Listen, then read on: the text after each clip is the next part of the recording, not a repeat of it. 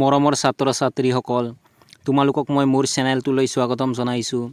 আজি মই ক্লাছ 7ৰ সমাজ বিজ্ঞান পাঠ্যপুথিৰ পাঠ 12 গুপ্ত যুগৰ পৰৱৰ্তী ভাৰতবৰ্ষ পাঠটোৰ অনুশীলনীৰ প্ৰশ্নসমূহৰ উত্তৰসমূহ আলোচনা কৰিম। গতিকে তোমালোকে ভিডিঅ'টো প্ৰথমৰ পৰা শেষলৈকে চাবা। অনুশীলনীৰ 1 নম্বৰত দিয়া আছে উত্তৰ দিয়া। ক নম্বৰ প্ৰশ্নটো হৈছে থানেশ্বৰ ৰাজ্যখন বৰ্তমান কোন প্ৰদেশৰ অন্তৰ্গত? তোমালোকে উত্তৰত লিখিবা থানেশ্বৰ ৰাজ্যখন বৰ্তমান হাৰিয়ানা প্ৰদেশৰ অন্তৰ্গত। খ নম্বৰ প্ৰশ্নটো হৈছে হৰ্ষবৰ্ধনৰ ৰাজসভাৰ কবিগৰাকীৰ নাম কি? তোমালোকে উত্তৰত লিখিবা বাণভট্ট। গ নম্বৰ প্ৰশ্নটো হৈছে ইলোৰাৰ কৈলাশনাথ মন্দিৰ কোনে সজাইছিল? তোমালোকে উত্তৰত লিখিবা ইলোৰাৰ কৈলাশনাথ মন্দিৰ ৰাষ্ট্ৰকূট ৰজা প্ৰথম কৃষ্ণই সজাইছিল। ঘ নম্বৰ প্ৰশ্নটো হৈছে চোল বংশৰ শ্ৰেষ্ঠ ৰজাজনৰ নাম কি? তোমালোকে উত্তৰত লিখিবা ৰাজাৰাজ। ঙ নম্বৰ প্ৰশ্নটো হৈছে গংগাইকুণ্ড চোলপুৰম নগৰ কোনজন চোল ৰজাই নিৰ্মাণ কৰাইছিল? তোমালোকে উত্তৰত লিখিবা গংগাইকুণ্ড চোলপুৰম নগৰ চোল ৰজা ৰাজেন্দ্ৰই নিৰ্মাণ কৰাইছিল।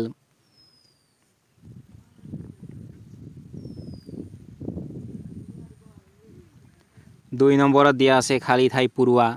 ক নম্বৰত দিয়া আছে বৰ্মন বংশৰ শ্ৰেষ্ঠ ৰজা আছিল দেশ। তোমালোকে খালী ঠাইত লিখিবা ভাস্কৰ বৰ্মন। খ নম্বৰত দিয়া আছে দেশ আন এটি নাম আছিল শিলাদিত্য। তোমালোকে খালী ঠাইত লিখিবা হৰ্ষবৰ্ধন। গ নম্বৰত দিয়া আছে পল্লৱসকলে দেশ শিল্প নামৰ এটি নতুন শিল্পকলাৰ সৃষ্টি কৰে।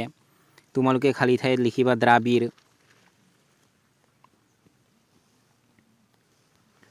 ঘ নম্বৰত দিয়া আছে এলিফেণ্টা আৰু দেশ মন্দিৰসমূহত ৰাষ্ট্ৰকূট শিল্পৰ নিদৰ্শন পোৱা যায়। তোমালোকে খালী ঠাইত লিখিবা মালখেৰাৰ। ঙ নম্বৰত দিয়া আছে চোল ৰজাসকলে ব্ৰাহ্মণসকলক দান দিয়া মাটিক দেশ বোলা হৈছিল। তোমালোকে খালী ঠাইত লিখিবা ব্ৰহ্মদেও।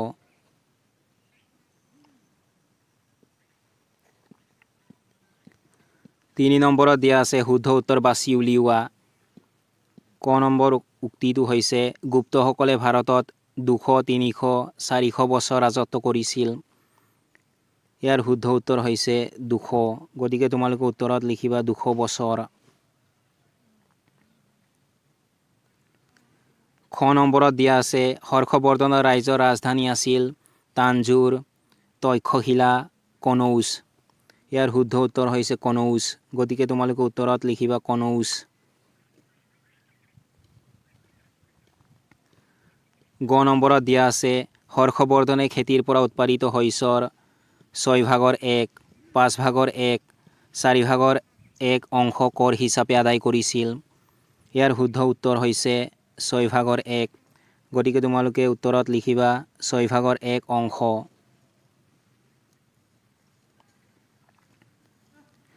ঘ নম্বৰত দিয়া আছে কাঞ্চী, কাঞ্চীপুৰম, মহাবলীপুৰম পল্লৱ ৰাজ্যৰ ৰাজধানী আছিল। ইয়াৰ শুদ্ধ উত্তৰ হৈছে কাঞ্চীপুৰম। গতিকে তোমালোকে উত্তৰত লিখিবা কাঞ্চীপুৰম।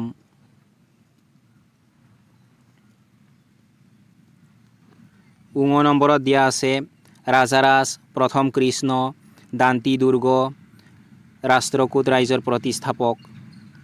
ইয়াৰ শুদ্ধ উত্তৰ হৈছে দান্তি দুৰ্গ। তোমালোকে উত্তৰত লিখিবা দান্তি দুৰ্গ।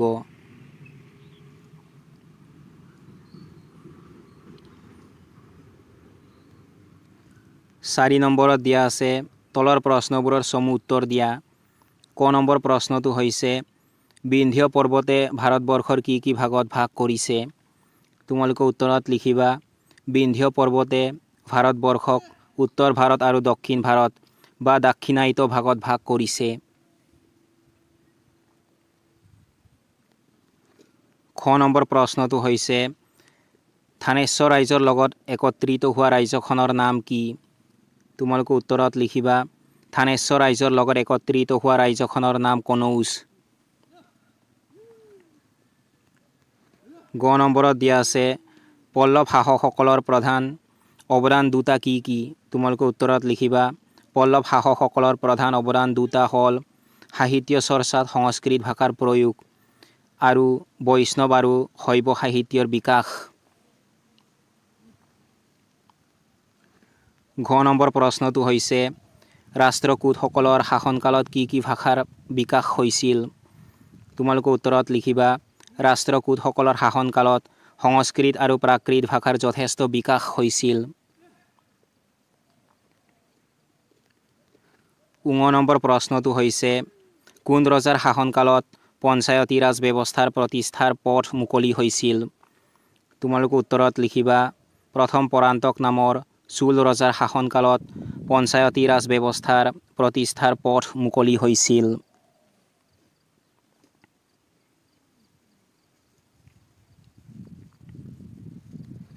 5 নম্বৰত দিয়া আছে 50টামান শব্দৰ ভিতৰত লিখা। ক নম্বৰত দিয়া আছে হৰ্ষবৰ্ধনৰ শাসন পদ্ধতি। তোমালোকে উত্তৰত লিখিবা সম্ৰাট হৰ্ষবৰ্ধনে তেওঁৰ বিশাল ৰাজ্যখন সুশৃংখলভাৱে শাসন কৰিবৰ বাবে কেইবাটাও ভাগত ভাগ কৰিছিল। ৰাজ্যখনক প্ৰদেশ, ভুক্তি, বিষয়, গাঁও আদি ভাগত ভাগ কৰিছিল। আজিকালিৰ নিচিনা এই বিভাগবোৰৰ শাসন চলোৱাৰ বাবে মন্ত্ৰী, বিষয়া আদি নিয়োগ কৰিছিল।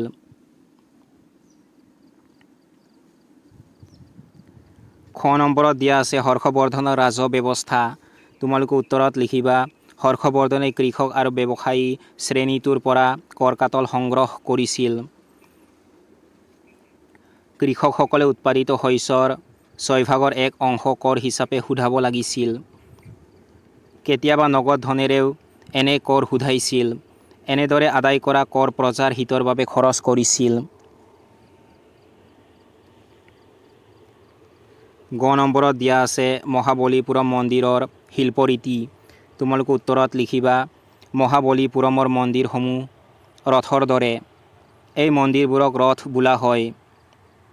এখন পাহাৰ কাটি ৰথৰ দৰে সজা এই ৰথ বা মন্দিৰবোৰক ধৰ্মৰাজ ৰথ, ভীম ৰথ, অৰ্জুন ৰথ আৰু দ্ৰৌপদী ৰথ বোলা হয়। এই মন্দিৰবোৰ পল্লৱসকলে 7ম শতিকাতে নিৰ্মাণ কৰিছিল। পল্লৱসকলে শিল্প ভাস্কৰ্য বিকাশৰ ক্ষেত্ৰত দ্ৰাবিড় শিল্পকলা নামৰ এটি নতুন শিল্পৰীতিৰ প্ৰচলন কৰে। ঘ নম্বৰত দিয়া আছে ৰাষ্ট্ৰকূট ৰাজ্যৰ অৱস্থিতি।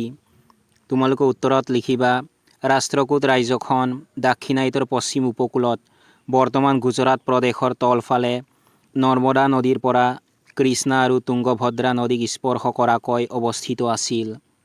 দান্তি দুৰ্গ নামৰ এজন সামন্ত প্ৰভুৱে আনুমানিক 753 খ্ৰীষ্টাব্দত এই ৰাষ্ট্ৰকূট ৰাজ্যখন প্ৰতিষ্ঠা কৰে।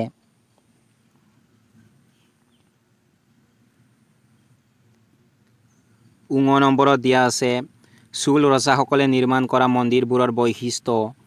তোমালোকে উত্তৰত লিখিবা চোল ৰজাসকলে নিৰ্মাণ কৰা মন্দিৰসমূহ অকল উপাসনা স্থলীয়েই নাছিল, বৰং এইবোৰ আছিল ৰাজ্যৰ অৰ্থনীতি সুদৃঢ় কৰাৰ একোটা কেন্দ্ৰ।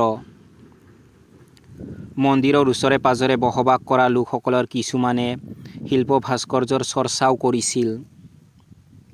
তেওঁলোকে ব্ৰঞ্জেৰে তৈয়াৰ কৰা বিভিন্ন দেৱ-দেৱীৰ মূৰ্তিবোৰ সমকালীন বিশ্বৰ চমৎকাৰ শিল্প ভাস্কৰ্য হিচাপে পৰিগণিত হৈছিল। ব্ৰঞ্জৰ নটৰাজৰ মূৰ্তি এই যুগৰ আন এক উল্লেখনীয় ভাস্কৰ্য।